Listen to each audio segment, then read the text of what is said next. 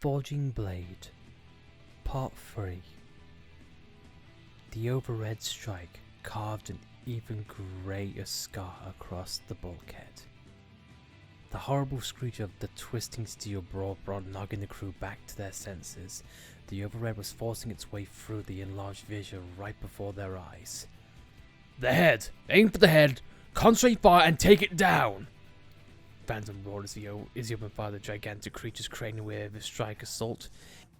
His shots marking a target for the rest of the crew. Without stopping to repeat him, Nog took aim at the same spot and fired as well. Everyone else followed suit. The overhead appeared to flinch with 10 people focusing fire on it. But it was only for an instant. The enormous monster shook its head as if annoyed, and forced the rest of its body inside the bridge. "Evacuate! Abandon the bridge!" "Damn it, there's nothing we can do," Phantom agreed with Nagi. With the bridge's structural integrity compromised by the overhead, it was in danger of collapsing at any moment. However, since it had just forced its way inside, it would be slow to follow them.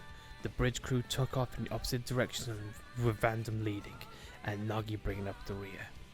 As he stepped outside, Nagi finally witnessed it for himself. The mysterious land they had reached at the end of their 2-year journey. It would be impossible for their shattered ship to take off ever again. Everyone would have to live on this land now, unless there was some way we should build another spaceship, but such a task would take an enormous amount of time and effort. The savage land stretched far into pitch black of night. Even the soil beneath their feet felt somehow different from the Earth's. Beyond the overgrowth of unfamiliar plants were cliffs that jutted in the air like the branches of various trees. They seemed to defy the very laws of physics, but perhaps this planet follows its own laws. Further above, suspended in the air beyond a thick layer of clouds, was a massive natural satellite. It seemed to be dozens of times larger than the Earth's moon, based on its apparent diameter. Well, I should stop comparing everything I see to the Earth. There's no point in doing that now. Nog accepted the futility of trying to compare this new world to his old. What was important now was focusing on what lies ahead, ascertaining what would help them survive and what wouldn't. And an obvious threat will be upon them soon. None of you get enough exercise. If we live through this, you're gonna give me 100 million push-ups. The Veteran Force lifted their crew members fall to their feet. The overhead or push-ups? What did they fear more? They kept moving forward frantically as they lifted to their feet. The thunderous sound of the overhead trampling the bridge could be heard behind them. That was their workplace, their home, the place they had spent the last 2 years after leaving the Earth behind. They couldn't stand listening to it being destroyed. There was so much data and equipment I could salvage in there. Everything they had left such fondness and memories too. All of it. Now being wrecked by the overhead. Nagi grinded his teeth in frustration. The lives of each crew members here and now were more important than anything left behind. He had to worry about their survival first. "Chief Engineer, I leave everyone in your hands." "Hey, Nagi!" Leaving the path ahead to Vandam, Nagi stopped behind the group. He turned back towards the overhead and raised his attack assault. "Native, it may be impolite for a newcomer to show up unexpected like this, but we must survive here too. I'll show you just how determined we are." It did not seem to understand his words. In fact, it did not seem to acknowledge his existence in any way. Nagi was simple prey standing in the overhead's way, but it did not stop moving momentarily to look down at him. That alone was enough. Nagi took careful aim as it faced him and shot at the overhead's eyes. Although his eyelids closed just before the shot hit, the high-speed armor-piercing bullet penetrated straight through. The overhead let out a howl the likes of which humans could not comprehend.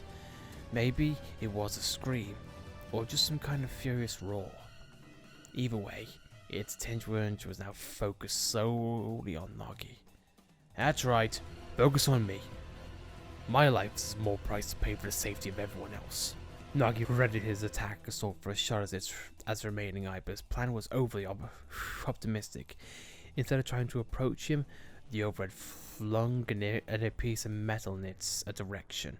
It may have been tiny compared to the overhead, but it was a sheet of white wheels, massive bulkheads. The large object struck the ground, sending fragments of rocks flying towards Nagi. The overheads approached slowly as he gathered himself after the blow. It seemed to be moving cautiously, but the attack assault was no longer in Nagi's hands. The impact of the rocks had snapped the rifle in two. He no longer had any means to fight back. Well. That should have been enough time for them to escape. The rest is up to you, Chief Engineer. Though he accepted his defeat, he did not close his eyes. He steered his wheel and faced the creature bearing down him to the very end. Nagi did not consider the Earth and the overhead to be his enemy. They just happened to meet upon this planet, and their wills to live had clashed. He didn't bear any hatred or ill will towards it. He simply waited for the final moment to come. However, their destinies can change in an instant. A barrage of bullets erupted from the overhead's right arm, riddled with heavy machine gun fire across half of its body. It collapsed in place. The scent of gunpowder flooded Nagi's nostrils, along with an unfamiliar stench. That must have been the smell of the blood of this planet's creatures. It seems to be composed of something rather than hemoglobin, wondered Nagi calmly. His life having been in peril just a moment ago.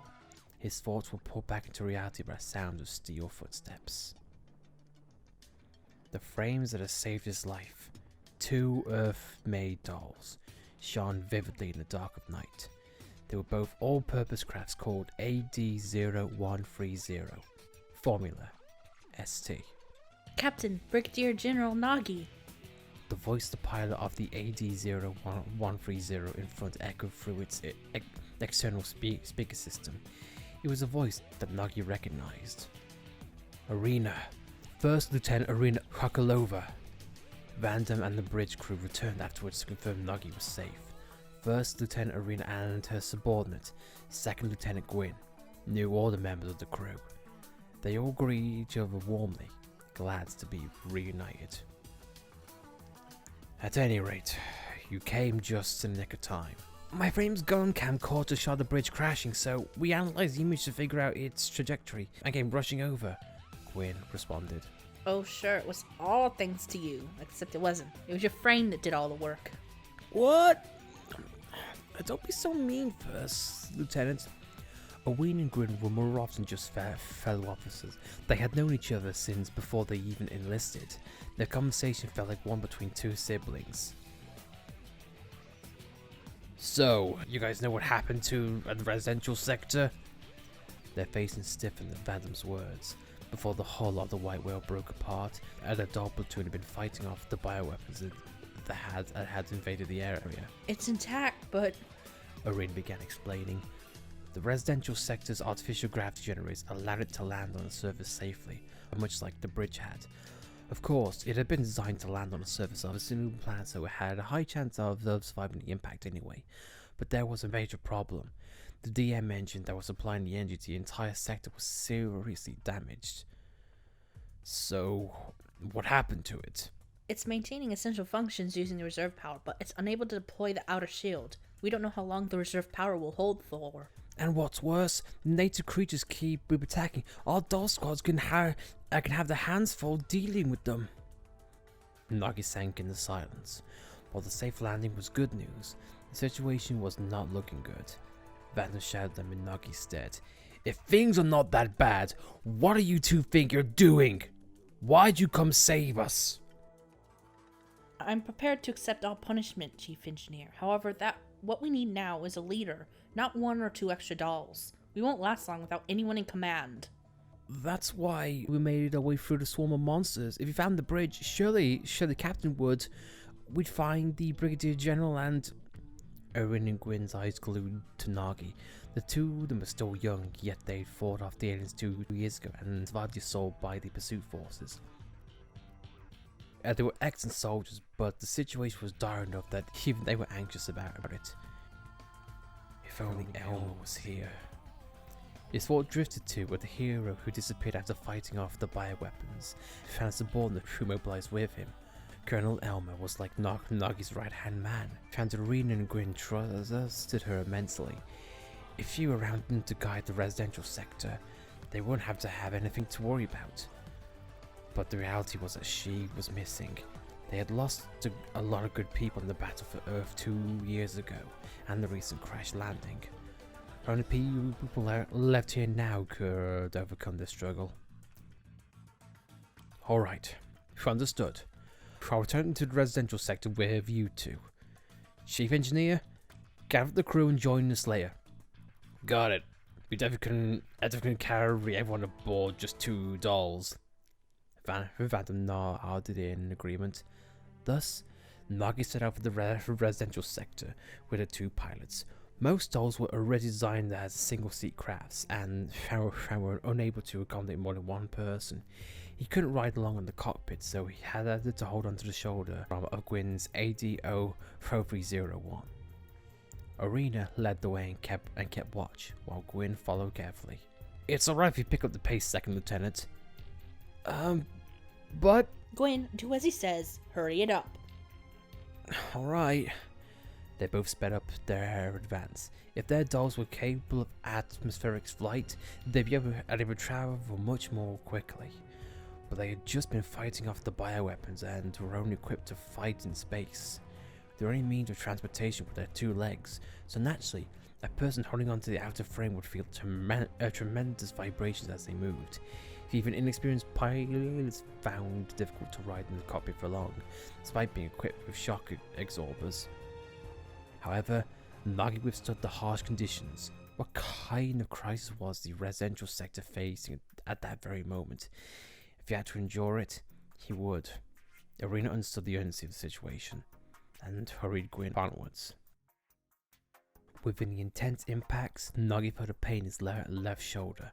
No, it must have been his imagination. That was an old war wound. It shouldn't be bothering him again. If only they were around. Nagi recalled the face of an old friend, an engineer that had pioneered development for a vital part of the colonization project. Without them, the project would have failed, but they were not aboard any immigrant ship. Their life passed before the project even started, having succumbed to illness. Maybe they were fortunate. They didn't have to watch as the Earth was annihilated. Nagi shook his head at this thought. No, that couldn't be.